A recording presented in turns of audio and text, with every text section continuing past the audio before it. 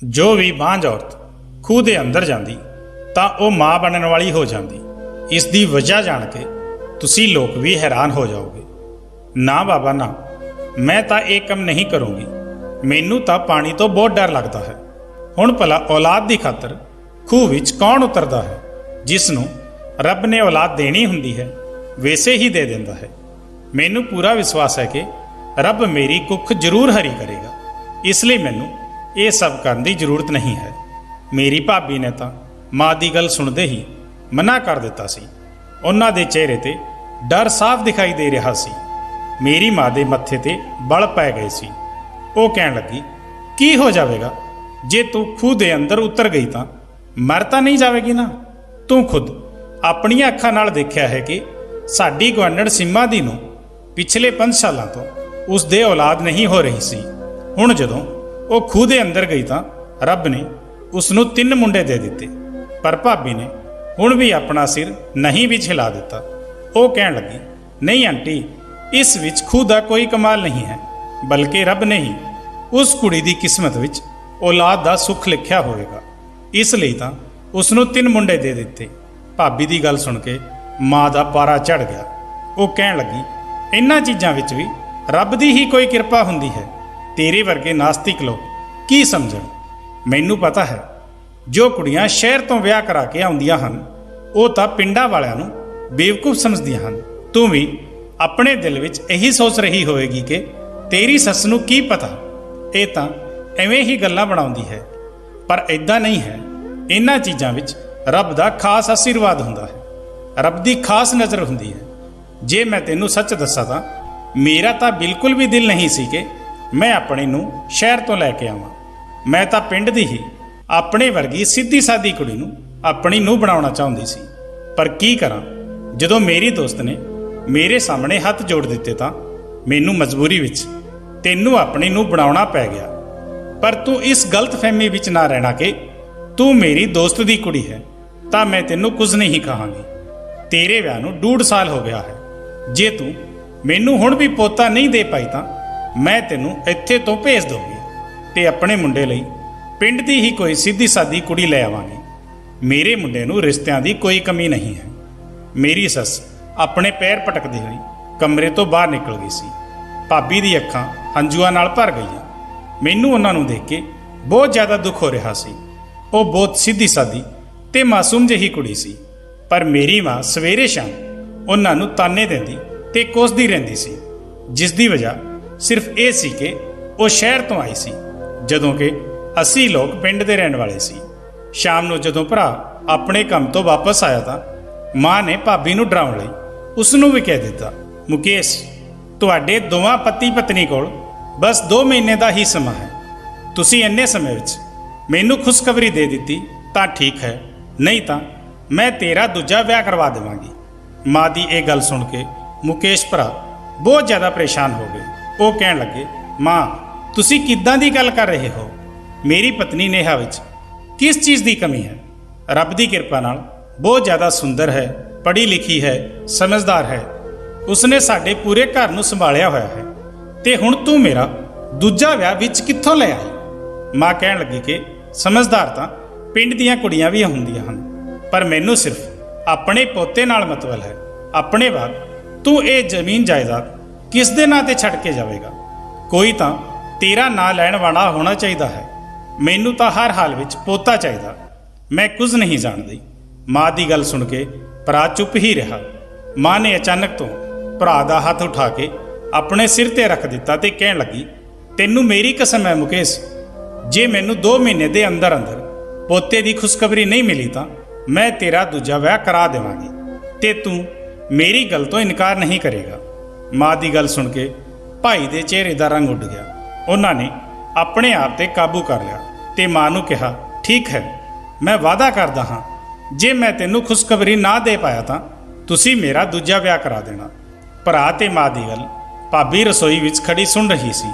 ਜਦੋਂ ਭਰਾ ਨੇ ਮਾਂ ਨੂੰ ਦੂਜੇ ਵਿਆਹ ਲਈ ਹਾਮੀ ਭਰੀ ਤਾਂ ਭਾਬੀ ਦਾ ਉੱਪਰ ਦਾ ਸਾਹ ਉੱਪਰ ਤੇ ਨੀਚੇ ਦਾ ਸਾਹ ਨੀਚੇ ਹੀ ਰਹਿ ਗਿਆ। ਉਹਨਾਂ ਦੀਆਂ ਅੱਖਾਂ ਵਿੱਚੋਂ ਹੰਝੂ ਵਹਿਣ ਲੱਗੇ। ਮੈਂ ਆਪਣੀ ਭਾਬੀ ਨੂੰ ਹੌਸਲਾ ਦਿੱਤਾ ਤੇ ਉਹਨਾਂ ਨੂੰ ਕਹਿਣ ਲੱਗੀ ਕਿ ਤੁਸੀਂ ਚਿੰਤਾ ਨਾ ਕਰੋ। ਭਰਾ ਨੇ ਤਾਂ ਸਿਰਫ ਮਾਂ ਦਾ ਦਿਲ ਰੱਖਣ ਲਈ ਇਹ ਸਭ ਕੁਝ ਕਹਿ ਦਿੱਤਾ ਹੋਵੇਗਾ। ਭਰਾ ਇਦਾਂ ਕੁਝ ਨਹੀਂ ਕਰਨ ਵਾਲਾ। ਪਰ ਭਾਬੀ ਦੇ ਹੰਝੂ ਰੁਕਣ ਦਾ ਨਾਂ ਹੀ ਨਹੀਂ ਲੈ ਰਹੇ ਸੀ। ਉਹ ਕਹਿਣ ਲੱਗੀ, ਕੋਈ ਵੀ ਐਡੀ ਵੱਡੀ ਗੱਲ ਇਦਾਂ ਹੀ ਮਜ਼ਾਕ ਵਿੱਚ ਨਹੀਂ ਕਰਦਾ।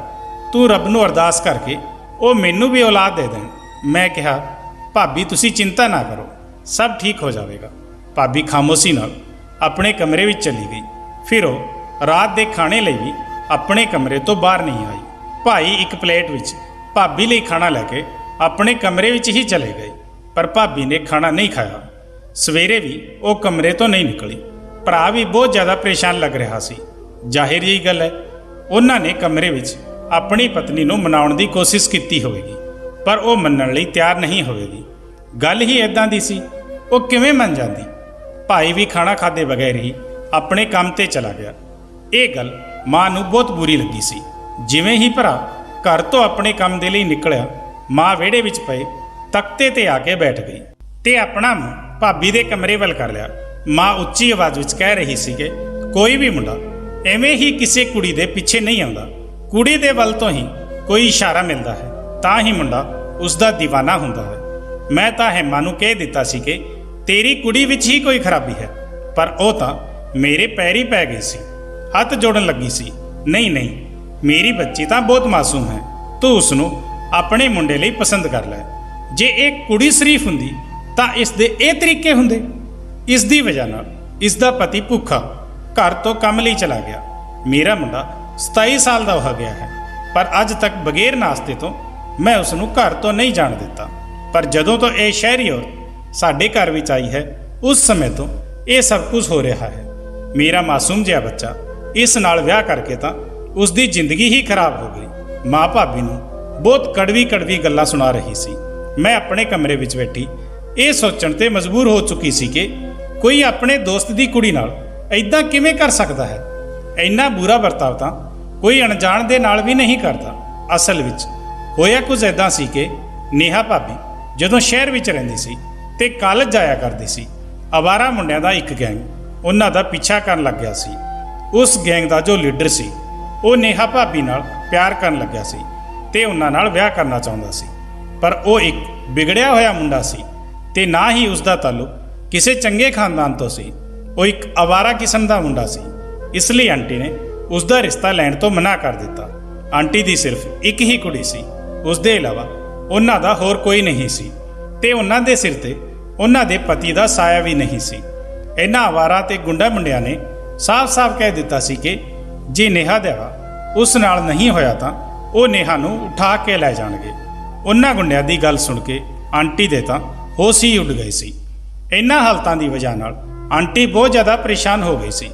ਜੇ ਕੋਈ ਹੋਰ ਗੱਲ ਹੁੰਦੀ ਤਾਂ ਉਹ ਕਦੇ ਵੀ ਆਪਣੀ ਕੁੜੀ ਦਾ ਰਿਸ਼ਤਾ ਪਿੰਡ ਵਿੱਚ ਨਾ ਕਰਦੇ।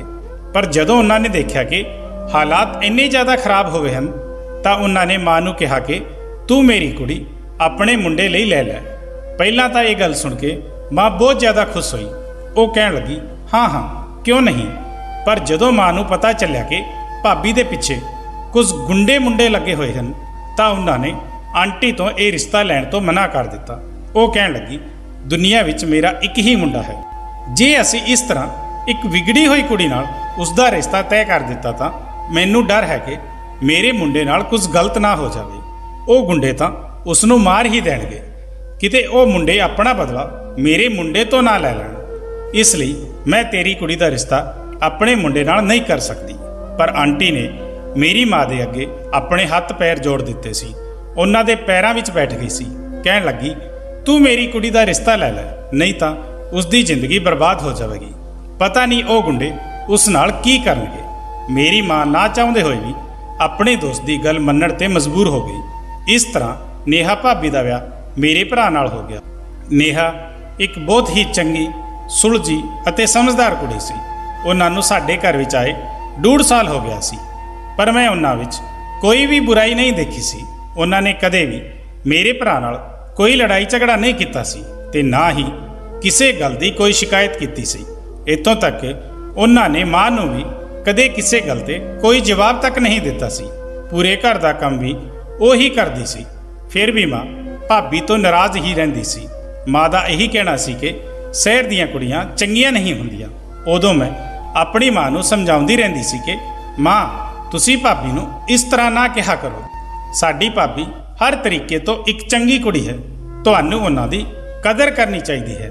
ਪਰ ਮਾਂ ਇਹ ਗੱਲ ਕਿੱਥੇ ਸਮਝਦੀ ਸੀ। ਉਹ ਤਾਂ ਇਸ ਗੱਲ ਦੇ ਗਰੂਰ ਵਿੱਚ ਸੀ ਕਿ ਉਹਨਾਂ ਦੀ ਦੋਸਤ ਨੇ ਖੁਦ ਹੱਥ ਜੋੜ ਕੇ ਆਪਣੀ ਕੁੜੀ ਦਾ ਰਿਸ਼ਤਾ ਮੇਰੇ ਮੁੰਡੇ ਲਈ ਲਿਆ ਸੀ। ਇਸ ਵਜ੍ਹਾ ਨਾਲ ਉਹ ਆਪਣੀ ਨਜ਼ਰਾਂ ਵਿੱਚ ਰੱਬ ਬਣੀ ਬੈਠੀ ਸੀ। ਜੋ ਵੀ ਗੱਲ ਉਹਨਾਂ ਦੇ ਮੂੰਹ ਵਿੱਚ ਆਉਂਦੀ ਉਹ ਭਾਬੀ ਨੂੰ ਸੁਣਾ ਦਿੰਦੀ। ਮਾਂ ਦੇ ਇਹ ਤੌਰ ਤਰੀਕੇ ਦੇਖ ਕੇ ਮੈਂ ਬਹੁਤ ਡਰਦੀ ਰਹਿੰਦੀ ਸੀ। ਮੈਨੂੰ ਤਾਂ ਇਸ ਗੱਲ ਦਾ ਡਰ ਸੀ ਕਿ ਕਿਤੇ ਜੋ ਕੁਝ ਉਹ ਭਾਬੀ ਦੇ ਨਾਲ ਕਰ ਰਹੀ ਹੈ ਉਹ ਮੇਰੇ ਸਾਹਮਣੇ ਹੀ ਨਾ ਆ ਜਾਵੇ, ਕਿਤੇ ਆਪਣੀ ਮਾਂ ਦੇ ਕੀਤੇ ਦੀ ਸਜ਼ਾ ਮੈਨੂੰ ਨਾ ਮਿਲੇ। ਜਦੋਂ ਮੈਂ ਆਪਣੀ ਮਾਂ ਨੂੰ ਇਹ ਗੱਲ ਕਹਿੰਦੀ ਤਾਂ ਉਹ ਅੱਗੇ ਤੋਂ ਕਹਿੰਦੀ ਸੀ, ਤੇਰੇ ਨਾਲ ਇਦਾਂ ਕੁਝ ਨਹੀਂ ਹੋਵੇਗਾ, ਤੂੰ ਬੇਫਿਕਰ ਰਹਿ, ਤੂੰ ਘਰ ਦੀ ਚਾਰ ਦੀਵਾਰੀ ਵਿੱਚ ਪਲੀ ਵਧੀ ਹੈ, ਤੇਰੇ ਪਿੱਛੇ ਕਿਹੜਾ ਕੋਈ ਮੁੰਡਾ ਲੱਗਿਆ ਹੋਇਆ ਹੈ ਜਿਸ ਦੀ ਵਜ੍ਹਾ ਨਾਲ ਤੈਨੂੰ ਸਹੁਰੇ ਘਰ ਜਾ ਕੇ ਇਹ ਸਭ ਗੱਲਾਂ ਸੁਣਨੀਆਂ ਪੈਣਗੀਆਂ। ਮਾਂ ਤਾਂ ਬਗੈਰ ਸੋਚੇ ਸਮਝੇ ਆਪਣੇ ਮੂੰਹ ਤੋਂ ਇਹ ਸਭ ਗੱਲਾਂ ਕਹਿ ਦਿੰਦੀ ਸੀ, ਜਦੋਂ ਕਿ ਮੈਂ ਤਾਂ ਅੰਦਰ ਤੱਕ ਹਿੱਲ ਕੇ ਰਹਿ ਜਾਂਦੀ ਸੀ। ਖੈਰ ਮਾਂ ਦੇ ਚਿੱਕਣ ਚਿੱਲਾਉਣ ਤੋਂ ਭਾਬੀ ਡਰ ਕੇ ਕਮਰੇ ਤੋਂ ਬਾਹਰ ਆ ਗਈ ਤੇ ਚੁੱਪਚਾਪ ਨਾਸ਼ਤਾ ਬਣਾ ਕੇ ਕਰ ਲਿਆ। ਉਹ ਘਰ ਦੇ ਕੰਮ ਫਿਰ ਤੋਂ ਕਰਨ ਲੱਗੀ ਸੀ, ਪਰ ਮੈਂ ਉਹਨਾਂ ਦੇ ਚਿਹਰੇ ਤੇ ਕੋਈ ਵੀ ਮੁਸਕਰਾਹਟ ਨਹੀਂ ਦੇਖੀ ਸੀ। ਜਦੋਂ ਉਹ ਰਸੋਈ ਵਿੱਚ ਕੰਮ ਕਰ ਰਹੀ ਸੀ ਤਾਂ ਮੈਂ ਉਹਨਾਂ ਕੋਲ ਚਲੀ ਗਈ। ਮੈਨੂੰ ਦੇਖਦੇ ਹੀ ਉਹ ਮੇਰੇ ਗਲ ਲੱਗ ਕੇ ਰੋਣ ਲੱਗੀ ਤੇ ਕਹਿਣ ਲੱਗੀ, ਦੇਖ ਲਓ ਤੁਹਾਡੀ ਮਾਂ ਮੇਰਾ ਘਰ ਉਜਾੜਨਾ ਚਾਹੁੰਦੀ ਹੈ ਤੇ ਉਹ ਆਪਣੇ ਲਈ ਦੂਜੀ ਨੂੰ ਲੈ ਕੇ ਆਉਣਾ ਚਾਹੁੰਦੀ ਹੈ। ਜਦੋਂ ਤੇਰੀ ਦੂਜੀ ਭਾਬੀ ਇਸ ਘਰ ਵਿੱਚ ਆ ਜਾਵੇਗੀ ਤਾਂ ਮੈਂ ਇਹ ਘਰ ਛੱਡ ਕੇ ਹਮੇਸ਼ਾ ਲਈ ਚਲੀ ਜਾਊਂਗੀ। ਮੈਂ ਇਸ ਘਰ ਵਿੱਚ ਨਹੀਂ ਰਹਿ ਸਕਦੀ। ਮੈਂ ਭਾਬੀ ਨੂੰ ਹੌਸਲਾ ਦਿੱਤਾ ਤੇ ਉਹਨਾਂ ਨੂੰ ਕਿਹਾ ਕਿ ਐਦਾਂ ਕੁਝ ਨਹੀਂ ਹੋਵੇਗਾ, ਤੁਸੀਂ ਬੇਫਿਕਰ ਹੋ। ਭਾਬੀ ਉੱਚੀ ਰੋਣ ਲੱਗੀ। ਉਹ ਬੋਲੀ, ਜਦੋਂ ਤੇਰੇ ਭਰਾ ਨੇ ਦੂਜੇ ਵਿਆਹ ਲਈ ਹਾਮੀ ਭਰ ਦਿੱਤੀ ਹੈ ਤਾਂ ਫੇਰ ਭਲਾ ਉਸ ਨੂੰ ਕੌਣ ਰੋਕ ਸਕੇਗਾ। ਪਰ ਮੈਂ ਤੈਨੂੰ ਇੱਕ ਗੱਲ ਸਾਫ਼-ਸਾਫ਼ ਦੱਸ ਦਿੰਦੀ ਹਾਂ ਕਿ ਮੈਂ ਆਪਣੇ ਪਤੀ ਨੂੰ ਕਿਸੇ ਦੂਜੀ ਔਰਤ ਦਾ ਹੁੰਦੇ ਹੋਏ ਨਹੀਂ ਦੇਖ ਸਕਦੀ। ਮੈਂ ਕਿਸੇ ਵੀ ਹਾਲ ਵਿੱਚ ਆਪਣੇ ਸੌਕਣ ਨਾਲ ਨਹੀਂ ਰਹਿ ਸਕਦੀ। ਮੈਂ ਇੱਥੇ ਤੋਂ ਚਲੀ ਜਾਊਂਗੀ। ਮੈਂ ਹੱਸੀ ਤੇ ਭਾਬੀ ਨੂੰ ਕਹਿਣ ਲੱਗੀ, ਭਾਬੀ ਇੰਨਾ ਸੀਰੀਅਸ ਹੋਣ ਦੀ ਜ਼ਰੂਰਤ ਨਹੀਂ ਹੈ, ਸਭ ਕੁਝ ਠੀਕ ਹੋ ਜਾਵੇਗਾ। ਫਿਰ ਮੈਂ ਭਾਬੀ ਨੂੰ ਸਲਾਹ ਦਿੱਤੀ, ਅੱਜ ਭਾਈ ਜਦੋਂ ਤੁਹਾਨੂੰ ਮਨਾਉਣ ਦੀ ਕੋਸ਼ਿਸ਼ ਕਰੇ ਤਾਂ ਤੁਸੀਂ ਉਹਨਾਂ ਨਾਲ ਝਗੜਾ ਖਤਮ ਕਰ ਲੈਣਾ ਤੇ ਫਿਰ ਉਹਨਾਂ ਨੂੰ ਕਹਿਣਾ ਕਿ ਉਹ ਤੁਹਾਨੂੰ ਸ਼ਹਿਰ ਲੈ ਕੇ ਚਲੇ ਜਾਣ ਤੇ ਤੁਹਾਡਾ ਚੈੱਕਅਪ ਕਿਸੇ ਚੰਗੇ ਤੇ ਵੱਡੇ ਡਾਕਟਰ ਤੋਂ ਕਰਵਾਉਣ। ਰੱਬ ਦੀ ਕਿਰਪਾ ਨਾਲ ਤੁਹਾਡੇ ਇੱਥੇ ਵੀ ਔਲਾਦ ਹੋ ਜਾਵੇਗੀ। ਭਾਬੀ ਨੂੰ ਮੇਰੀ ਇਹ ਸਲਾਹ ਚੰਗੀ ਲੱਗੀ ਸੀ ਤਾਂ ਉਹ ਇੱਕਦਮ ਨਾਲ ਮੁਸਕਰਾ ਦਿੱਤੀ ਤੇ ਮੇਰੇ ਗਲ ਲੱਗ ਕੇ ਬੋਲੀ, ਤੇਰਾ ਬਹੁਤ ਅਹਿਸਾਨ ਹੈ ਕਿ ਤੂੰ ਮੈਨੂੰ ਇਹ ਸਲਾਹ ਦਿੱਤੀ ਹੈ। ਮੈਂ ਅੱਜ ਹੀ ਮੁਕੇਸ਼ ਨਾਲ ਗੱਲ ਕਰਦੀ ਹਾਂ। ਫਿਰ ਐਦਾਂ ਹੀ ਹੋਇਆ। 3 ਦਿਨ ਬਾਅਦ ਭਰਾ ਭਾਬੀ ਨੂੰ ਲੈ ਕੇ ਸ਼ਹਿਰ ਚਲਾ ਗਿਆ। ਮਾਂ ਨੇ ਤਾਂ ਉਹਨਾਂ ਨੂੰ ਬਹੁਤ ਮਨਾ ਕੀਤਾ, ਪਰ ਉਹ ਕਿੱਥੇ ਰੁਕਣ ਵਾਲੇ ਸੀ। ਉਹਨਾਂ ਨੇ ਕਿਹਾ ਕਿ ਮਾਂ ਜੋ ਗੱਲਾਂ ਤੁਹਾਡੀਆਂ ਮੰਨਣ ਵਾਲੀਆਂ ਹੁੰਦੀਆਂ ਹਨ ਮੈਂ ਉਹ ਗੱਲ ਮੰਨ ਲੈਂਦਾ ਹਾਂ। ਹੁਣ ਮੈਂ ਆਪਣੀ ਤਸੱਲੀ ਲਈ ਆਪਣੀ ਪਤਨੀ ਨੂੰ ਸ਼ਹਿਰ ਲੈ ਕੇ ਜਾਣਾ ਚਾਹੁੰਦਾ ਹਾਂ। ਭਰਾ ਤੇ ਭਾਬੀ ਸ਼ਹਿਰ ਚਲੇ ਗਏ ਸੀ ਤੇ ਪੂਰੇ 4 ਦਿਨਾਂ ਬਾਅਦ ਹੀ ਵਾਪਸ ਆਏ ਸੀ, ਕਿਉਂਕਿ ਭਾਬੀ ਆਪਣੀ ਮਾਂ ਦੇ ਘਰ ਰੁਕ ਗਈ ਸੀ। ਜਦੋਂ ਉਹ ਦੋਵੇਂ ਵਾਪਸ ਆਏ ਤਾਂ ਮੇਰਾ ਭਰਾ ਬਿਲਕੁਲ ਹੀ ਨੋਰਮਲ ਸੀ, ਪਰ ਭਾਬੀ ਦਾ ਚਿਹਰਾ ਕੁਝ ਉਤਰਿਆ ਹੋਇਆ ਸੀ। ਮੈਂ ਭਾਬੀ ਕੋਲ ਗਈ ਤੇ ਬੋਲੀ, ਮੈਨੂੰ ਪਤਾ ਹੈ ਤੁਸੀਂ ਆਪਣੀ ਮਾਂ ਦਾ ਘਰ ਛੱਡ ਕੇ ਆਏ ਹੋ। ਇਸ ਨਾਲ ਤੁਸੀਂ ਬਹੁਤ ਪਰੇਸ਼ਾਨ ਹੋਗੇ ਤੇ ਉਦਾਸ ਵੀ ਹੋਗੇ।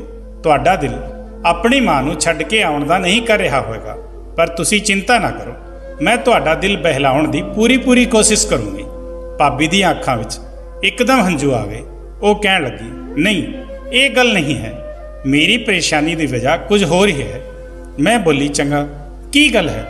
ਮੈਨੂੰ ਇਸ ਗੱਲ ਦੀ ਉਮੀਦ ਨਹੀਂ ਸੀ ਕਿ ਭਾਬੀ ਮੈਨੂੰ ਕੋਈ ਐਵੇਂ ਦੀ ਗੱਲ ਦੱਸੇਗੀ ਕਿ ਮੇਰੇ ਸਿਰ ਤੇ ਅਸਮਾਨ ਟੁੱਟ ਪਵੇਗਾ। ਪਰ ਭਾਬੀ ਨੇ ਰੋਂਦੇ ਹੋਏ ਮੈਨੂੰ ਦੱਸਿਆ ਕਿ ਉਹ ਬਾਂਝ ਹੈ। ਡਾਕਟਰ ਨੇ ਕਿਹਾ ਹੈ ਕਿ ਉਹ ਕਦੇ ਵੀ ਔਲਾਦ ਨੂੰ ਜਨਮ ਨਹੀਂ ਦੇ ਸਕੇਗੀ। ਉਹਨਾਂ ਦੀ ਗੱਲ ਸੁਣ ਕੇ ਮੈਂ ਹੈਰਾਨ ਰਹਿ ਗਈ। ਮੈਂ ਭਾਬੀ ਨੂੰ ਕਹਿਣ ਲੱਗੀ ਕਿ ਇਹ ਕਿਵੇਂ ਹੋ ਸਕਦਾ ਹੈ। ਭਾਬੀ ਕਹਿਣ ਲੱਗੀ, ਮੈਨੂੰ ਤਾਂ ਖੁਦ ਨਹੀਂ ਪਤਾ ਮੇਰੇ ਨਾਲ ਕੀ ਹੋ ਗਿਆ ਹੈ। ਮੈਨੂੰ ਖੁਦ ਯਕੀਨ ਸੀ ਕਿ ਇੱਕ ਨਾ ਇੱਕ ਦਿਨ ਮੇਰੇ ਘਰ ਵਿੱਚ ਬੱਚੇ ਜ਼ਰੂਰ ਖੇਡਣਗੇ। ਮੇਰੇ ਘਰ ਵਿੱਚ ਵੀ ਬੱਚਿਆਂ ਦੀਆਂ ਕਿਲਕਾਰੀਆਂ ਦੀ ਆਵਾਜ਼ ਗੂੰਜੇਗੀ। ਹੁਣ ਤੂੰ ਹੀ ਮੈਨੂੰ ਦੱਸ ਮੈਂ ਕੀ ਕਰਾਂ। ਮੈਂ ਬੋਲੀ, ਭਾਬੀ ਭਰਾ ਇਸ ਬਾਰੇ ਵਿੱਚ ਕੀ ਕਹਿੰਦਾ ਹੈ। ਭਾਬੀ ਕਹਿਣ ਲੱਗੀ ਕਿ ਤੇਰੇ ਭਾਈ ਨੇ ਕਿਹਾ ਹੈ ਕਿ ਉਹ ਮੇਰਾ ਪੂਰਾ ਸਾਥ ਦੇਣਗੇ। ਜੇ ਮੈਂ ਉਹਨਾਂ ਨੂੰ ਔਲਾਦ ਨਹੀਂ ਦੇ ਸਕੀ ਉਦੋਂ ਵੀ ਉਹ ਮੈਨੂੰ ਨਹੀਂ ਛੱਡਣਗੇ ਤੇ ਮੇਰੀ ਹਰ ਚੀਜ਼ ਦਾ ਧਿਆਨ ਰੱਖਣਗੇ। ਮੈਨੂੰ ਕੋਈ ਪਰੇਸ਼ਾਨੀ ਨਹੀਂ ਹੋਣ ਦੇਣਗੇ। मैं भाभी ਨੂੰ ਪੁੱਛਿਆ ਤਾਂ ਕੀ ਭਰਾ ਦੂਜਾ ਵਿਆਹ ਕਰ ਲੈਣਗੇ। ਭਾਬੀ ਨੇ ਆਪਣਾ ਸਿਰ ਝੁਕਾ ਦਿੱਤਾ ਤੇ ਕਹਿਣ ਲੱਗੀ ਮੇਰੇ ਸਾਹਮਣੇ ਤਾਂ ਉਹਨਾਂ ਨੇ ਇਹ ਕਿਹਾ ਹੈ ਕਿ ਉਹ ਦੂਜਾ ਵਿਆਹ ਨਹੀਂ ਕਰਨਗੇ, ਪਰ ਤੂੰ ਤਾਂ ਸਭ ਕੁਝ ਜਾਣਦੀ ਹੈ ਨਾ, ਪਹਿਲਾਂ ਹੀ ਉਹ ਆਪਣੀ ਮਾਂ ਦੇ ਸਿਰ ਦੀ ਕਸਮ ਖਾ ਚੁੱਕੇ ਹਨ। ਮੈਨੂੰ ਤਾਂ ਲੱਗਦਾ ਹੈ ਕਿ ਹੁਣ ਉਹਨਾਂ ਦਾ ਦੂਜਾ ਵਿਆਹ ਹੋ ਕੇ ਹੀ ਰਹੇਗਾ। ਮੈਂ ਬੋਲੀ ਭਾਬੀ ਹੁਣ ਤੁਸੀਂ ਕੀ ਸੋਚਿਆ ਹੈ, ਤੂੰ ਕੀ ਕਰੇਗੀ। ਭਾਬੀ ਨੇ ਉਦਾਸੀ ਨਾਲ ਕਿਹਾ ਹੁਣ ਮੈਂ ਕੀ ਕਰਨਾ ਹੈ, ਹੁਣ ਮੈਂ ਸਭ ਕੁਝ ਹਾਲਾਤਾਂ ਤੇ ਛੱਡ ਦਿੱਤਾ ਹੈ। ਮੇਰੇ ਹਾਲਾਤ ਹੀ ਤੈਅ ਕਰਨਗੇ ਕਿ ਮੇਰੀ ਮੰਜ਼ਿਲ ਕੀ ਹੈ। ਉਸ ਸਮੇਂ ਮੈਂ ਭਾਬੀ ਨੂੰ ਕਿਹਾ ਤੁਸੀਂ ਇੱਕ ਵਾਰ ਮਾਂ ਦੀ ਗੱਲ ਮੰਨ ਲਓ ਤੇ ਉਹਨਾਂ ਦੀ ਖੁਸ਼ੀ ਦੇ ਲਈ ਇਸ ਖੂਹ ਵਿੱਚ ਉਤਰ ਜਾਓ। ਮੈਂ ਜਾਣਦੀ ਹਾਂ ਤੁਹਾਨੂੰ ਡਰ ਲੱਗਦਾ ਹੈ, ਪਰ ਫਿਲਹਾਲ ਤੁਹਾਡੇ ਲਈ ਇਹੀ ਠੀਕ ਰਹੇਗਾ। ਮਾਂ ਘੱਟੋ ਘੱਟ 2-3 ਮਹੀਨੇ ਤਾਂ ਇੰਤਜ਼ਾਰ ਕਰ ਹੀ ਲਵੇਗੀ। ਜਦੋਂ 2-3 ਮਹੀਨੇ ਬਾਅਦ ਮਾਂ ਭਰਾ ਨੂੰ ਵਿਆਹ ਨੂੰ ਕਹੇਗੀ ਤਾਂ ਤੁਸੀਂ ਇੱਕ ਵਾਰ ਫਿਰ ਤੋਂ ਖੂਹ ਵਿੱਚ ਉਤਰ ਜਾਣਾ। ਇਸ ਤਰ੍ਹਾਂ ਅਸੀਂ ਮਾਂ ਦੇ ਸਾਹਮਣੇ ਭਰਾ ਦੇ ਵਿਆਹ ਨੂੰ ਟਾਲਦੇ ਰਹਾਂਗੇ ਤੇ ਫਿਰ ਆਖਿਰ ਵਿੱਚ ਉਹ ਦਿਨ ਵੀ ਆ ਜਾਵੇਗਾ ਜਦੋਂ ਭਰਾ ਦੇ ਵਿੱਚ ਇੰਨੀ ਹਿੰਮਤ ਪੈਦਾ ਹੋ ਜਾਵੇਗੀ ਕਿ ਉਹ ਖੁਦ ਮਾਂ ਨੂੰ ਕਹਿ ਦੇਵੇਗਾ ਕਿ ਮੈਂ ਦੂਜਾ ਵਿਆਹ ਨਹੀਂ ਕਰਨਾ ਚਾਹੁੰਦਾ। ਭਾਬੀ ਕੁਝ ਸੋਚ ਕੇ ਬੋਲੀ ਕਿ ਤੂੰ ਠੀਕ ਕਹਿ ਰਹੀ ਹੈ, ਪਰ ਮੈਨੂੰ ਪਾਣੀ ਤੋਂ ਬਹੁਤ ਡਰ ਲੱਗਦਾ ਹੈ। ਮੈਂ ਬੋਲੀ ਭਾਬੀ ਤੁਸੀਂ ਆਪਣੇ ਡਰ ਨੂੰ ਛੱਡ ਦਿਓ, ਆਪਣੇ ਪਤੀ ਨੂੰ ਖੋਣ ਤੋਂ ਚੰਗਾ ਹੈ ਤੁਸੀਂ ਇੱਕ ਵਾਰ ਖੂਹ ਦੇ ਅੰਦਰ ਉਤਰ ਜਾਓ। ਇਸ ਵਾਰ ਮਾਂ ਜਦੋਂ ਕਹੇਗੀ ਕਿ ਮੇਰੇ ਨਾਲ ਖੂਹ ਤੇ ਚੱਲ ਤਾਂ ਤੁਸੀਂ ਤੁਰੰਤ ਮੰਨ ਜਾਣਾ। ਭਾਬੀ ਨੇ ਮੇਰੀ ਗੱਲ ਤੇ ਹਾਂ ਵਿੱਚ ਸਿਰ ਹਿਲਾ ਦਿੱਤਾ। ਮਾਂ ਨੇ ਜਦੋਂ ਭਰਾ ਨੂੰ ਪੁੱਛਿਆ ਕਿ ਨੇਹਾ ਬਾਰੇ ਡਾਕਟਰ ਨੇ ਕੀ ਕਿਹਾ ਹੈ ਤਾਂ ਭਾਈ ਬੋਲਿਆ ਡਾਕਟਰ ਨੇ ਕਿਹਾ ਤੁਹਾਡੀ ਨੂੰ ਬਿਲਕੁਲ ਠੀਕ ਹੈ, ਉਸ ਨੂੰ ਕਿਸੇ ਤਰੀਕੇ ਦੀ ਕੋਈ ਬਿਮਾਰੀ ਨਹੀਂ ਹੈ ਤੇ ਬੱਚੇ ਪੈਦਾ ਹੋਣ ਵਿੱਚ ਜੋ ਦੇਰ ਹੋ ਰਹੀ ਹੈ ਉਹ ਰੱਬ ਦੇ ਵੱਲੋਂ ਹੀ ਹੈ। ਮਾਂ ਕਹਿਣ ਲੱਗੀ ਨੇਹਾ ਹੁਣ ਵੀ ਤੇਰੇ ਕੋਲ ਸਮਾਂ ਹੈ, ਮੇਰੇ ਨਾਲ ਖੂਹ ਤੇ ਚੱਲ। ਮੈਂ ਬਹੁਤ ਸਾਰੀਆਂ ਬਾਂਝ ਔਰਤਾਂ ਨੂੰ ਔਲਾਦ ਨੂੰ ਜਨਮ ਦਿੰਦੇ ਦੇਖਿਆ ਹੈ, ਤੈਨੂੰ ਤਾਂ ਫਿਰ ਕੋਈ ਬਿਮਾਰੀ ਵੀ ਨਹੀਂ ਹੈ। ਇਸ ਹਾਲਤ ਵਿੱਚ ਤਾਂ ਤੈਨੂੰ ਜਲਦੀ ਹੀ ਬੱਚਾ ਹੋ ਜਾਵੇਗਾ। ਭਾਬੀ ਕਹਿਣ ਲੱਗੀ ਮਾਂ ਜੀ ਜੇ ਤੁਹਾਡੀ ਖੁਸ਼ੀ ਇਸ ਵਿੱਚ ਹੀ ਹੈ ਤਾਂ ਮੈਂ ਤੁਹਾਡੇ ਨਾਲ ਚੱਲਦੀ ਹਾਂ। ਭਾਬੀ ਦੀ ਗੱਲ ਸੁਣ ਕੇ ਮਾਂ ਬਹੁਤ ਜ਼ਿਆਦਾ ਖੁਸ਼ ਹੋ ਗਈ। ਉਹ ਜਲਦੀ ਨਾਲ ਉੱਠ ਕੇ ਭਾਬੀ ਦਾ ਮੱਥਾ ਚੁੰਮਣ ਲੱਗੀ ਤੇ ਕਹਿਣ ਲੱਗੀ ਜੇ ਤੂੰ ਮੇਰੀ ਇਹ ਗੱਲ ਪਹਿਲਾਂ ਹੀ ਮੰਨ ਲੈਂਦੀ ਮੈਂ ਤੈਨੂੰ ਇੰਨਾ ਗੁੱਸਾ ਨਹੀਂ ਕਰਦੀ। ਚੱਲ ਜਲਦੀ ਨਾਲ ਤੂੰ ਹੁਣ ਤਿਆਰ ਹੋ ਜਾ, ਮੈਂ ਤੈਨੂੰ ਲੈ ਕੇ ਚੱਲਦੀ ਹਾਂ। ਭਾਬੀ ਨੇ ਹਾਂ ਵਿੱਚ ਸਿਰ ਹਿਲਾ ਦਿੱਤਾ ਤੇ ਉੱਠ ਕੇ ਕਮਰੇ ਵਿੱਚ ਚਲੀ ਗਈ। ਜਦੋਂ ਭਾਬੀ ਕਮਰੇ ਤੋਂ ਬਾਹਰ ਆਈ ਤਾਂ ਮੈਨੂੰ ਕਹਿਣ ਲੱਗੀ ਕਿ ਮੇਰੇ ਲਈ ਰੱਬ ਨੂੰ ਅਰਦਾਸ ਕਰਨਾ, ਰੱਬ ਮੇਰੇ ਨਾਲ ਸਭ ਕੁਝ ਚੰਗਾ ਕਰੇ। ਮੈਂ ਵੀ ਉਹਨਾਂ ਨੂੰ ਤਸੱਲੀ ਦਿੱਤੀ ਤੇ ਉਹਨਾਂ ਨੂੰ ਕਹਿਣ ਲੱਗੀ ਕਿ ਤੁਸੀਂ ਬਿਲਕੁਲ ਵੀ ਚਿੰਤਾ ਨਾ ਕਰੋ, ਰੱਬ ਸਭ ਕੁਝ ਠੀਕ ਕਰ ਦੇਵੇਗਾ। ਭਾਬੀ ਮਾਂ ਦੇ ਨਾਲ ਚਲੀ ਗਈ। 3 ਘੰਟੇ ਬਾਅਦ ਉਹ ਲੋਕ ਵਾਪਸ ਆਏ। ਜਦੋਂ ਭਾਬੀ ਵਾਪਸ ਆਈ ਤਾਂ ਮੈਂ ਉਹਨਾਂ ਨੂੰ ਪੁੱਛਿਆ ਤੁਹਾਡਾ ਤਜਰਬਾ ਕਿਵੇਂ ਰਿਹਾ, ਤਾਂ ਉਹ ਉਦਾਸੀ ਨਾਲ ਬੋਲੀ ਹੁਣ ਮੈਂ ਆਪਣੀ ਜ਼ਿੰਦਗੀ ਵਿੱਚ ਬਹੁਤ ਸਾਰੇ ਤਜਰਬੇ ਕਰਨੇ ਹਨ, ਤੂੰ ਫਿਕਰ ਨਾ ਕਰ, ਮੈਂ ਹੌਲੀ ਹੌਲੀ ਸਭ ਕੁਝ ਸਿੱਖ ਲਵਾਂਗੀ। ਮੈਨੂੰ ਭਾਬੀ ਵੱਲ ਦੇਖ ਕੇ ਬਹੁਤ ਜ਼ਿਆਦਾ ਅਫਸੋਸ ਹੋ ਰਿਹਾ ਸੀ। ਉਸ ਸਮੇਂ ਮੈਂ ਹੱਥ ਜੋੜ ਕੇ ਰੱਬ ਨੂੰ ਅਰਦਾਸ ਕੀਤੀ ਕਿ ਮੇਰੀ ਭਾਬੀ ਲਈ ਸਭ ਕੁਝ ਆਸਾਨ ਕਰ ਦੇਵੇ ਤੇ ਉਹਨਾਂ ਨੂੰ ਬੱਚੇ ਦੀ ਖੁਸ਼ੀ ਦੇ ਦੇਵੇ। ਐਵੇਂ ਹੀ ਸਮਾਂ ਬੀਤ ਰਿਹਾ ਸੀ। ਇੱਕ ਦਿਨ ਭਾਬੀ ਰਸੋਈ ਵਿੱਚ ਕੰਮ ਕਰਦੇ ਹੋਏ ਚੱਕਰਾ ਕੇ ਡਿੱਗ ਪਈ। ਭਾਬੀ ਨੂੰ ਡਿੱਗਦਾ ਹੋਇਆ ਵੇਖ ਕੇ ਮੇਰੀ ਚੀਕ ਨਿਕਲ ਗਈ। ਇਹ ਤਾਂ ਰੱਬ ਦਾ ਸ਼ੁਕਰ ਸੀ ਕਿ ਉਸ ਸਮੇਂ ਭਰਾ ਘਰ ਵਿੱਚ ਹੀ ਸੀ। ਭਰਾ ਤੁਰੰਤ ਭਾਬੀ ਨੂੰ ਉਠਾਉਣ ਲਈ ਰਸੋਈ ਵਿੱਚ ਆਇਆ ਤੇ ਭਾਬੀ ਨੂੰ ਸਹਾਰਾ ਦੇ ਕੇ ਉਠਾਇਆ ਤੇ ਕਮਰੇ ਵਿੱਚ ਜਾ ਕੇ ਲਿਟਾ ਦਿੱਤਾ। ਮੈਂ ਉਸ ਦੇ ਉੱਪਰ ਪਾਣੀ ਦੇ ਛਿੱਟੇ ਮਾਰੇ ਜਿਸ ਨਾਲ ਉਹ ਹੋਸ਼ ਵਿੱਚ ਆ ਗਈ ਸੀ। ਮਾਂ ਕਹਿਣ ਲੱਗੀ ਮੁਕੇਸ਼ ਜਲਦੀ ਨਾਲ ਜਾ ਤੇ ਦਾਈ ਨੂੰ ਬੁਲਾ ਕੇ ਲੈ, ਮੈਨੂੰ ਤਾਂ ਲੱਗਦਾ ਹੈ ਕਿ ਕੋਈ ਖੁਸ਼ਖਬਰੀ ਹੈ। ਭਾਬੀ ਕਹਿਣ ਲੱਗੀ ਨਹੀਂ ਮਾਂ ਇੰਨੀ ਜਲਦੀ ਖੁਸ਼ਖਬਰੀ ਕਿੱਥੋਂ ਆ ਸਕਦੀ ਹੈ। ਅਸਲ ਗੱਲ ਇਹ ਹੈ ਕਿ ਅੱਜ ਕੱਲ੍ਹ ਮੈਂ ਬਹੁਤ ਪਰੇਸ਼ਾਨ ਰਹਿੰਦੀ ਹਾਂ। ਮੈਨੂੰ ਹਰ ਸਮੇਂ ਇਹ ਫਿਕਰ ਲੱਗੀ ਰਹਿੰਦੀ ਹੈ ਕਿ ਮੈਂ ਮਾਂ ਬਣ ਪਾਉਂਗੀ ਜਾਂ ਨਹੀਂ। ਬਸ ਇਸ ਵਜ੍ਹਾ ਨਾਲ ਚੱਕਰ ਖਾ ਕੇ ਡਿੱਗ ਗਈ। ਕੋਈ ਗੱਲ ਨਹੀਂ, ਥੋੜਾ ਆਰਾਮ ਕਰਾਂਗੀ ਤਾਂ ਮੈਂ ਠੀਕ ਹੋ ਜਾਊਂਗੀ। ਪਰ ਮਾਂ ਤਾਂ ਕੁਝ ਸੁਣਨ ਲਈ ਤਿਆਰ ਹੀ ਨਹੀਂ ਸੀ। ਉਹਨਾਂ ਨੇ ਜ਼ਬਰਦਸਤੀ ਭਰਾ ਨੂੰ ਭੇਜ ਦਿੱਤਾ। ਉਹ ਦਾਈ ਨੂੰ ਬੁਲਾ ਕੇ ਲਿਆ। ਦਾਈ ਨੇ ਜਦੋਂ ਭਾਬੀ ਨੂੰ ਚੈੱਕ ਕੀਤਾ ਤਾਂ ਉਹ ਕਹਿਣ ਲੱਗੀ ਮੁਬਾਰਕ ਹੋਵੇ, ਤੁਹਾਡੀ ਨੂੰ ਮਾਂ ਬਣਨ ਵਾਲੀ ਹੈ, ਉਹ ਪੇਟ ਤੋਂ ਹੈ। ਇਹ ਖਬਰ ਸੁਣ ਕੇ ਮੈਂ ਭਾਬੀ ਤੇ ਭਰਾ ਤਿੰਨੋਂ ਹੈਰਾਨ ਰਹਿ ਗਏ, ਜਦੋਂ ਕਿ ਮਾਂ ਖੁਸ਼ੀ ਨਾਲ ਫੁੱਲੀ ਨਹੀਂ ਸਮਾ ਰਹੀ ਸੀ। ਉਹਨਾਂ ਨੇ ਜਲਦੀ ਨਾਲ ਆਪਣੇ ਪਰਸ ਵਿੱਚੋਂ 500 ਰੁਪਏ ਕੱਢ ਕੇ ਭਰਾ ਦੇ ਹੱਥ ਵਿੱਚ ਰੱਖੇ ਤੇ ਕਹਿਣ ਲੱਗੇ ਕਿ ਇਹਨਾਂ ਪੈਸਿਆਂ ਨਾਲ ਮਿਠਾਈ ਲੈ ਕੇ ਆ, ਮੈਂ ਪੂਰੇ ਪਿੰਡ ਵਿੱਚ ਮਿਠਾਈ ਵੰਡੂਗੀ। ਰੱਬ ਨੇ ਮੈਨੂੰ ਇੰਨੇ ਦਿਨਾਂ ਬਾਅਦ ਖੁਸ਼ਖਬਰੀ ਦਿੱਤੀ ਹੈ। ਪਰ ਭਰਾ ਨੇ ਨਹੀਂ ਵਿੱਚ ਸਿਰ ਹਿਲਾ ਦਿੱਤਾ ਤੇ ਕਹਿਣ ਲੱਗਾ ਮਾਂ ਮੈਨੂੰ ਅੱਜ ਕੱਲ੍ਹ ਦੀਆਂ ਇਹਨਾਂ ਦਾਈਆਂ ਤੇ ਯਕੀਨ ਨਹੀਂ ਹੈ, ਇਸ ਲਈ ਤੁਸੀਂ ਇੰਨੀ ਖੁਸ਼ੀ ਨਾ ਮਨਾਓ। ਅੱਜ ਦੇ ਸਮੇਂ ਵਿੱਚ ਤਾਂ ਦਾਈ ਦਾ ਭਰੋਸਾ ਹੀ ਨਹੀਂ ਹੈ। ਜਦੋਂ ਨੇਹਾ ਤੁਹਾਨੂੰ ਕਹਿ ਰਹੀ ਹੈ ਕਿ ਉਹ ਮਾਂ ਬਣਨ ਵਾਲੀ ਨਹੀਂ ਹੈ, ਤਾਂ ਫਿਰ ਇਦਾਂ ਹੀ ਹੋਵੇਗਾ। ਹੁਣ ਜੇ ਤੁਸੀਂ ਪੂਰੇ ਪਿੰਡ ਵਿੱਚ ਮਿਠਾਈ ਵੰਡੀ ਤਾਂ ਸਭ ਵਿੱਚ ਮੇਰਾ ਮਜ਼ਾਕ ਉੱਡੇਗਾ। ਮਾਂ ਨੂੰ ਗੁੱਸਾ ਆ ਗਿਆ। ਉਹ ਕਹਿਣ ਲੱਗੀ, ਮੁਕੇਸ਼, ਜੇ ਮੂੰਹ ਚੰਗਾ ਨਾ ਹੋਵੇ ਤਾਂ ਇਨਸਾਨ ਨੂੰ ਗੱਲ ਤਾਂ ਚੰਗੀ ਕਰ ਹੀ ਲੈਣੀ ਚਾਹੀਦੀ ਹੈ। ਰੱਬ ਨੇ ਅੱਜ ਮੈਨੂੰ ਖੁਸ਼ਖਬਰੀ ਸੁਣਾਈ ਹੈ, ਤਾਂ ਤੂੰ ਇਹ ਸਭ ਕੁਝ ਕਹਿ ਕੇ ਮੇਰੀ ਖੁਸ਼ੀ ਨੂੰ ਮਾਤਾਂ ਵਿੱਚ ਨਾ ਬਦਲ। ਤੂੰ ਚੁੱਪਚਾਪ ਜਾ ਕੇ ਮਿਠਾਈ ਲਿਆ। ਭਰਾ ਨੇ ਹੁਣ ਵੀ ਨਹੀਂ ਵਿੱਚ ਸਿਰ ਹਿਲਾ ਦਿੱਤਾ। ਉਹ ਕਹਿਣ ਲੱਗਿਆ, ਮਾਂ, ਜਦੋਂ ਤੱਕ ਮੈਂ ਸ਼ਹਿਰ ਦੇ ਡਾਕਟਰ ਤੋਂ ਆਪਣੀ ਪਤਨੀ ਦਾ ਚੈੱਕਅਪ ਨਹੀਂ ਕਰਾ ਲੈਂਦਾ, ਮੈਂ ਕੋਈ ਮਿਠਾਈ ਨਹੀਂ ਵੰਡੂਗਾ। ਤੇ ਮੈਂ ਤੁਹਾਨੂੰ ਵੀ ਇਹੀ ਕਹਿ ਰਿਹਾ ਹਾਂ ਕਿ ਇਹ ਖਬਰ ਹਾਲੇ ਤੁਸੀਂ ਕਿਸੇ ਨੂੰ ਨਹੀਂ ਦੱਸਣਾ, ਸਿਰਫ ਆਪਣੇ ਤੱਕ ਹੀ ਰੱਖਣਾ। ਮਾਂ ਕਹਿਣ ਲੱਗੀ, ਤਾਂ ਫਿਰ ਇੰਤਜ਼ਾਰ ਕਿਸ ਗੱਲ ਦਾ? ਜਲਦੀ ਨਾਲ ਬੱਸ ਦੀ ਟਿਕਟ ਕਰਾ। ਅਸੀਂ ਤਿੰਨੋਂ, ਬਲਕਿ ਚਾਰੋਂ ਜਾ ਕੇ ਨੇਹਾ ਦਾ ਚੈੱਕਅਪ ਕਰਾਉਂਦੇ ਹਾਂ। ਮਾਂ ਨੇ ਤਾਂ ਅਫੜਾ ਦਫੜੀ ਮਚਾਈ ਹੋਈ ਸੀ। ਉਹ ਤਾਂ ਕੱਲ ਦਾ ਇੰਤਜ਼ਾਰ ਕਰਨ ਲਈ ਰਾਜ਼ੀ ਨਹੀਂ ਸੀ। ਇਸ ਲਈ ਭਾਈ ਨੂੰ ਮਜਬੂਰਨ ਸ਼ਾਮ 6 ਵਜੇ ਦੀ ਹੀ ਟਿਕਟ ਕਰਵਾਉਣੀ ਪਈ। ਅਸੀਂ ਚਾਰੋਂ ਭਾਬੀ ਦੇ ਘਰ ਹੀ ਜਾ ਰਹੇ ਸੀ। ਭਾਬੀ ਸਾਰੇ ਰਸਤੇ ਬਹੁਤ ਜ਼ਿਆਦਾ ਉਦਾਸ ਤੇ ਪਰੇਸ਼ਾਨ ਸੀ, ਜਦੋਂ ਕਿ ਮਾਂ ਦੀ ਤਾਂ ਜਾਨ ਤੇ ਬਣੀ ਹੋਈ ਸੀ। ਉਹ ਭਾਬੀ ਨੂੰ ਹਸਾਉਣ ਦੀ ਕੋਸ਼ਿਸ਼ ਕਰ ਰਹੀ ਸੀ। ਉਹ ਕਹਿਣ ਲੱਗੀ, ਜੇ ਤੂੰ ਇਸ ਤਰ੍ਹਾਂ ਨਾਰਾਜ਼ ਰਹੇਗੀ ਤਾਂ ਬੱਚੇ ਦੀ ਸਿਹਤ ਤੇ ਬੁਰਾ ਅਸਰ ਪਵੇਗਾ। ਖੁਸ਼ ਰਹਿ, ਤਾਂ ਕਿ ਮੇਰਾ ਹੋਣ ਵਾਲਾ ਪੋਤਾ ਸੁੰਦਰ ਤੇ ਤੰਦਰੁਸਤ ਪੈਦਾ ਹੋਵੇ। ਮਾਂ ਦੀ ਇਹ ਗੱਲ ਸੁਣ ਕੇ ਭਾਬੀ ਹੋਰ ਜ਼ਿਆਦਾ ਪਰੇਸ਼ਾਨ ਹੋਣ ਲੱਗੀ। ਖੈਰ, ਅਸੀਂ ਰਾਤ ਨੂੰ ਦੇਰ ਨਾਲ ਹੀ ਆਂਟੀ ਦੇ ਘਰ ਪਹੁੰਚੇ ਸੀ। ਮਾਂ ਤਾਂ ਚਾਹੁੰਦੀ ਸੀ ਕਿ ਉਸੇ ਸਮੇਂ ਜਾ ਕੇ ਭਾਬੀ ਦਾ ਚੈੱਕਅਪ ਕਰਾ ਦੇਵੇ। ਆਂਟੀ ਨੇ ਕਿਹਾ ਕਿ ਇੰਨੀ ਵੀ ਕੀ ਜਲਦੀ ਹੈ, ਤੁਸੀਂ ਸਵੇਰੇ ਆਰਾਮ ਨਾਲ ਡਾਕਟਰ ਕੋਲ ਜਾਣਾ। ਸਵੇਰ ਹੁੰਦੇ ਹੀ ਮਾਂ ਨੇ ਸ਼ੋਰ ਮਚਾ ਦਿੱਤਾ ਸੀ ਕਿ ਉਹਨਾਂ ਨੂੰ ਡਾਕਟਰ ਕੋਲ ਜਾਣਾ ਹੈ। ਜਦੋਂ ਭਰਾ ਨੇ ਮਾਂ ਨੂੰ ਕਿਹਾ ਕਿ ਮਾਂ, ਰੱਬ ਦਾ ਨਾਮ ਹੈ, ਥੋੜਾ ਸਬਰ ਕਰ, ਅਜੇ ਤਾਂ ਹਸਪਤਾਲ ਵੀ ਨਹੀਂ ਖੁੱਲੇ ਹੋਣਗੇ। ਤੇ ਫਿਰ ਆਖਰਕਾਰ ਬਹੁਤ ਮੁਸ਼ਕਲ ਨਾਲ ਮਾਂ ਨੇ 10 ਵਜੇ ਦਾ ਇੰਤਜ਼ਾਰ ਕੀਤਾ ਤੇ 10 ਵਜੇ ਹੀ ਮਾਂ ਸ਼ੋਰ ਮਚਾ ਕੇ ਭਾਬੀ ਨੂੰ ਹਸਪਤਾਲ ਲੈ ਕੇ ਹੀ ਚਲੀ ਗਈ ਸੀ। ਮੈਨੂੰ ਬਹੁਤ ਜ਼ਿਆਦਾ ਫਿਕਰ ਸੀ। ਮੈਨੂੰ ਇਹ ਲੱਗ ਰਿਹਾ ਸੀ ਕਿ ਜਦੋਂ ਉਹ ਲੋਕ ਵਾਪਸ ਆਉਣਗੇ ਤਾਂ ਉਹਨਾਂ ਦੇ ਚਿਹਰੇ ਦਾ ਰੰਗ ਉਤਰਿਆ ਹੋਵੇਗਾ, ਪਰ ਇਹ ਤਾਂ ਚਮਤਕਾਰ ਹੀ ਹੋ ਗਿਆ। ਜਦੋਂ ਉਹ ਤਿੰਨੇ ਵਾਪਸ ਆਏ ਤਾਂ ਉਹ ਖੁਸ਼ੀ ਨਾਲ ਫੁੱਲੇ ਨਹੀਂ ਸਮਾ ਰਹੇ ਸੀ। ਭਾਬੀ ਤਾਂ ਜਗਮਗਾ ਰਹੀ ਸੀ। ਮੈਂ ਬੋਲੀ, ਕੀ ਹੋਇਆ ਭਾਬੀ? ਭਾਬੀ ਮੇਰੇ ਗਲ ਲੱਗ ਗਈ ਤੇ ਕਹਿਣ ਲੱਗੀ, ਚਮਤਕਾਰ ਹੋ ਗਿਆ। ਮੈਂ ਹੀ ਬੇਵਕੂਫ ਸੀ ਜੋ ਖੁਦ ਹੀ ਕਰਾਮਾਤ ਤੇ ਭਰੋਸਾ ਨਹੀਂ ਕਰ ਰਹੀ ਸੀ। ਪਰ ਆਂਟੀ ਠੀਕ ਕਹਿੰਦੀ ਸੀ। ਸ਼ਹਿਰ ਵਿੱਚ ਪਿਛਲੀ ਵਾਰ ਜਿਸ ਡਾਕਟਰ ਤੋਂ ਆਪਣਾ ਚੈੱਕਅਪ ਕਰਾਉਣ ਗਈ ਸੀ, ਅੱਜ ਵੀ ਉਸੇ ਡਾਕਟਰ ਨੇ ਮੈਨੂੰ ਚੈੱਕ ਕੀਤਾ ਤਾਂ ਉਹ ਡਾਕਟਰ ਵੀ ਹੈਰਾਨ ਰਹਿ ਗਈ। ਉਹ ਕਹਿਣ ਲੱਗੀ, ਇਹ ਤਾਂ ਨਾਮੁਮਕਿਨ ਹੈ, ਇਹ ਕਿਵੇਂ ਹੋ ਗਿਆ? ਮੈਨੂੰ ਤਾਂ ਕਿਸੇ ਹਾਲ ਵਿੱਚ ਵੀ ਨਹੀਂ ਲੱਗਦਾ ਸੀ ਕਿ ਤੂੰ ਮਾਂ ਬਣ ਪਾਏਗੀ, ਤਾਂ ਇਹ ਤੂੰ ਮਾਂ ਕਿਵੇਂ ਬਣ ਗਈ? ਮੈਂ ਤਾਂ ਖੁਸ਼ੀ ਨਾਲ ਪੂਰੇ ਘਰ ਵਿੱਚ ਨੱਚਣ ਲੱਗੀ ਸੀ। ਇਸ ਦੇ ਬਾਅਦ ਅਸੀਂ 3-4 ਦਿਨ ਆਂਟੀ ਦੇ ਘਰ ਵਿੱਚ ਹੀ ਰਹੇ ਤੇ ਫਿਰ ਵਾਪਸ ਆਪਣੇ ਘਰ ਆ ਗਏ।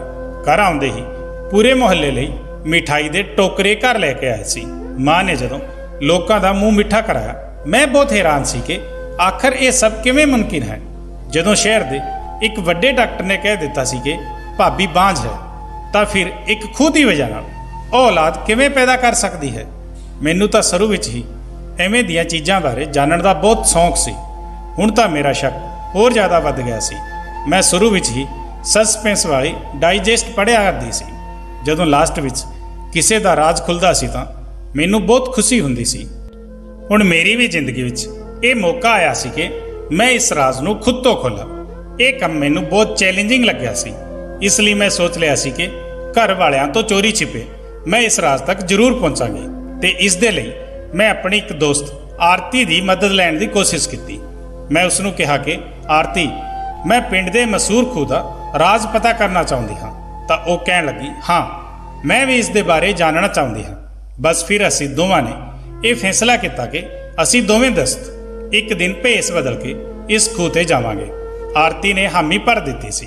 ਫਿਰ ਅਸੀਂ ਦੋਵੇਂ ਅਗਲੇ ਦਿਨ ਚੱਦਰ ਪਹਿਨ ਕੇ ਆਪਣੇ ਆਪ ਨੂੰ ਲੁਕਾ ਕੇ ਇਸ ਖੂਹ ਤੇ ਚਲੇ ਗਏ।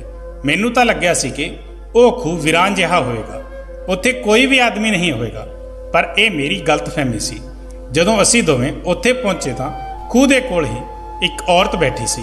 ਉਹ ਕਹਿਣ ਲੱਗੀ, ਤੁਹਾਡੇ ਦੋਵਾਂ ਨੂੰ ਕੀ ਪਰੇਸ਼ਾਨੀ ਹੈ?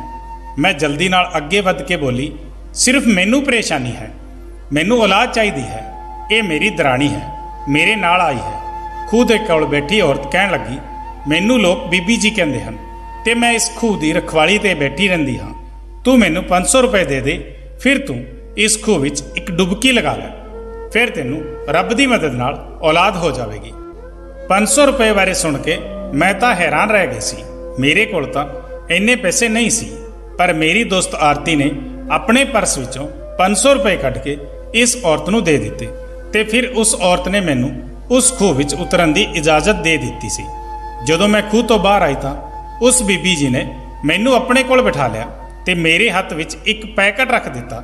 ਉਹ ਕਹਿਣ ਲੱਗੀ, ਇਹ ਦਵਾਈ ਤੂੰ ਪੂਰਾ ਇੱਕ ਹਫ਼ਤਾ ਆਪਣੇ ਖਾਣੇ ਵਿੱਚ ਮਿਲਾ ਕੇ ਖਾਣੀ ਹੈ, ਰੱਬ ਦੀ ਕਿਰਪਾ ਨਾਲ ਤੈਨੂੰ ਔਲਾਦ ਹੋ ਜਾਵੇਗੀ।